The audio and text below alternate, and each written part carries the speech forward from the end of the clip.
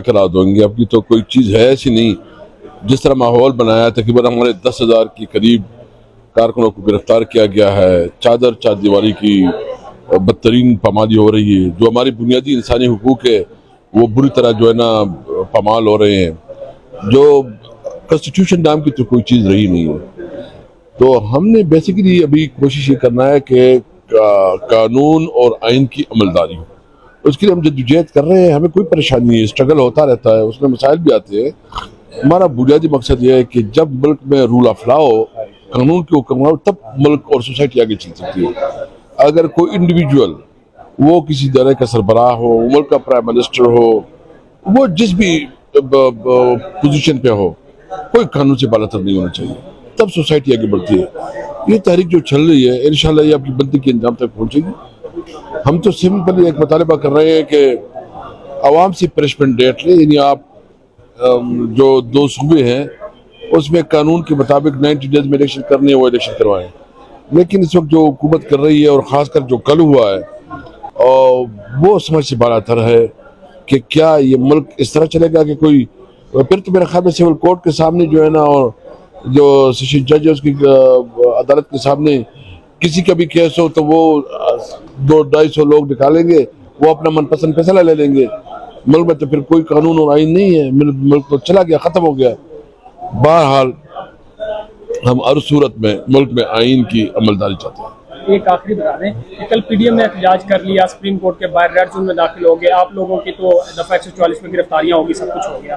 حکومت ایک طرف مذاکرات کہتی ہے, دوسری طرف کے لوگ اٹھا لیے گئے.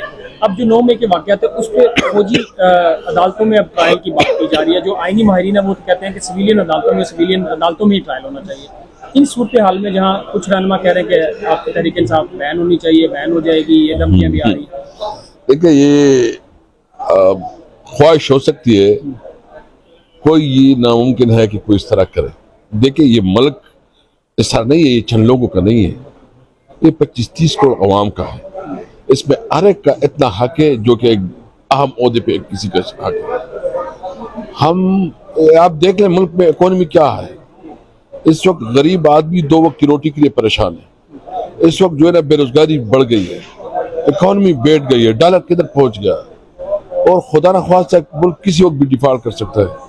اور اس حالات میں حکمرانی جو کر رہی ہے یہ ملک کے ساتھ بلائی کر رہے ہیں.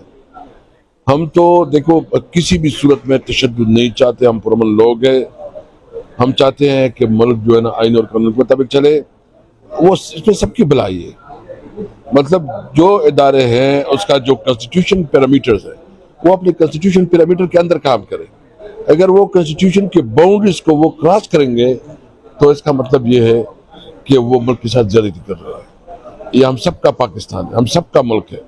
عمران خان اس وقت پاکستان کا سب سے مقبول لیڈر ہے, اور ان کے خلاف اگر کوئی حرکت ہوتی ہے تو یہ پاکستان کے ساتھ زیادتی ہوگی. لیول فیلڈ ہونا چاہیے. جو عوام جس کو مینڈیٹ دے اس کا حق ہے کہ وہ ملک کو کی باغ ڈور سنبھالے. اگر کسی کو مائنس کرنا, کسی کو پلس کرنا, یہ اب نہیں چلے گا.